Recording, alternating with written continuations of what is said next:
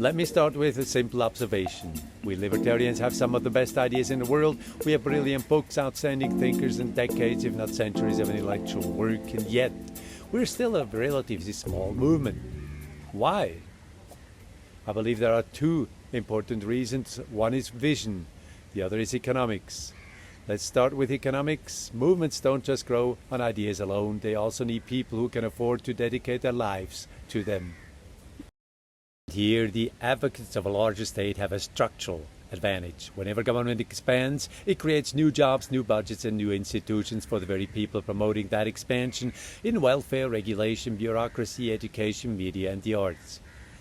Our movement works differently. We are very good at producing volunteers, people who discover libertarian ideas. They get excited, they volunteer, and then life happens. They build careers, they support families, and liberty becomes something they promote in their spare time.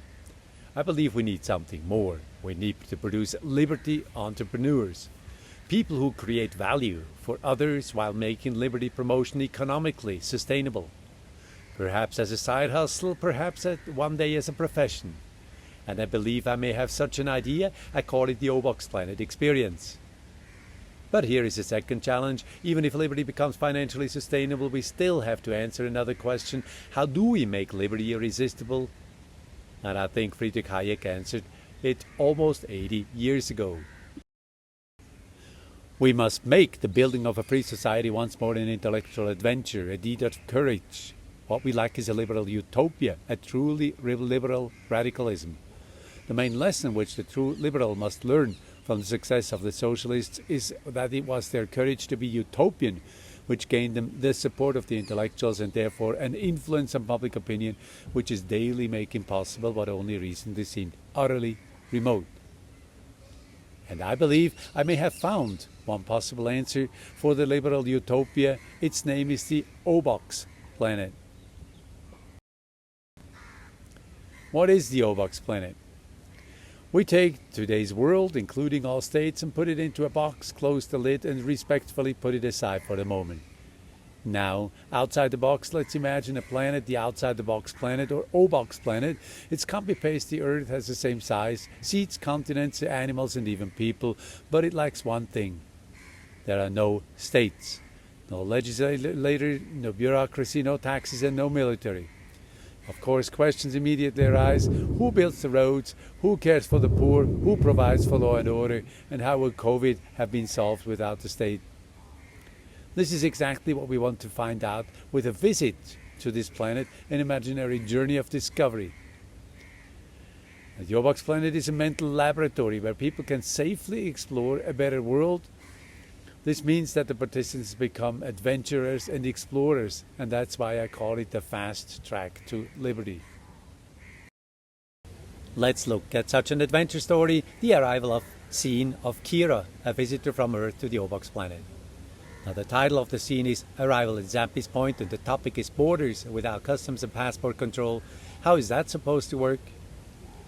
And the graphics are ChatGPT, so take them with a grain of salt. The doors of the shuttle capsule slide open.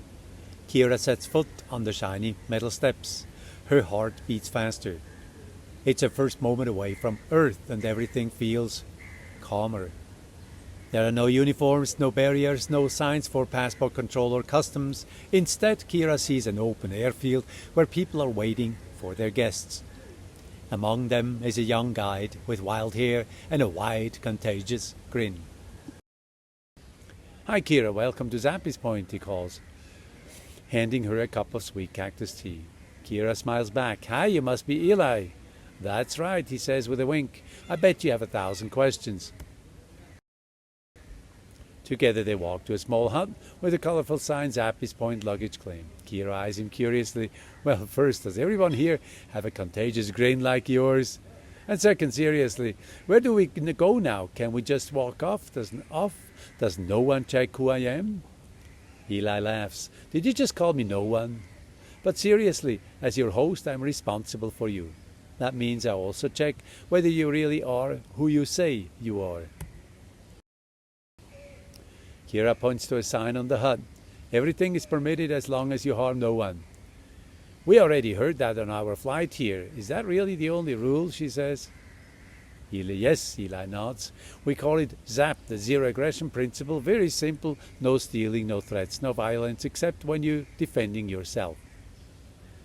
Kira sips the tea and raises her eyebrows. Sounds like something my parents always said. Don't hit your brother, don't steal his toys. But honestly, what happens if I don't follow it? Eli grins mischievously. Then you'll be in trouble with me, and believe me, I have some pretty strong friends who like to help me. But seriously, you will get a peace pass tomorrow, then you'll learn all the details. Now imagine you were the participant. What questions would you ask? Could this work? Is it conceivable? Would you want to live in this world? What are some unanswered questions? What can we learn for us on Earth? Now notice what just happened. We have a story instead of theories about borders. And everyone in the room started thinking like institutional entrepreneurs instead of political debaters.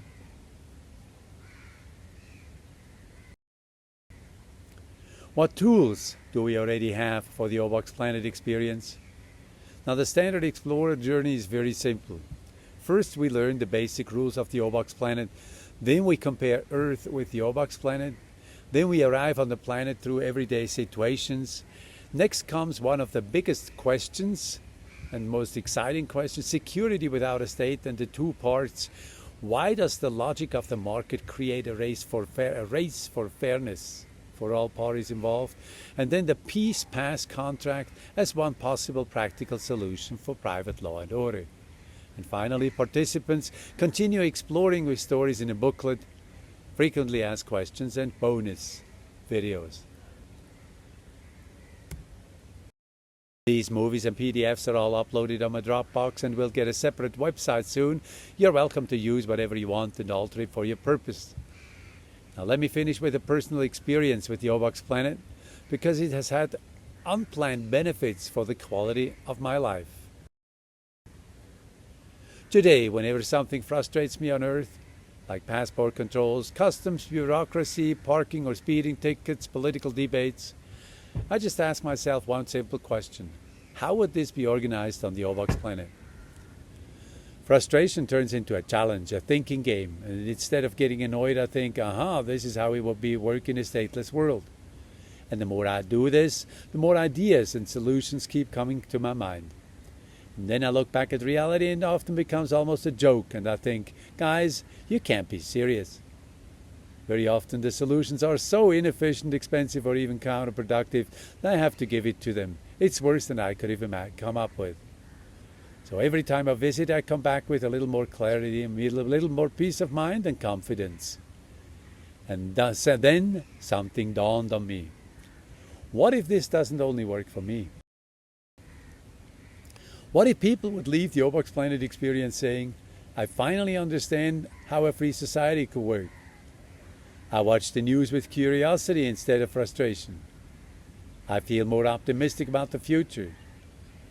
But if that happens, then the OboxPlanet experience becomes much more than an educational project.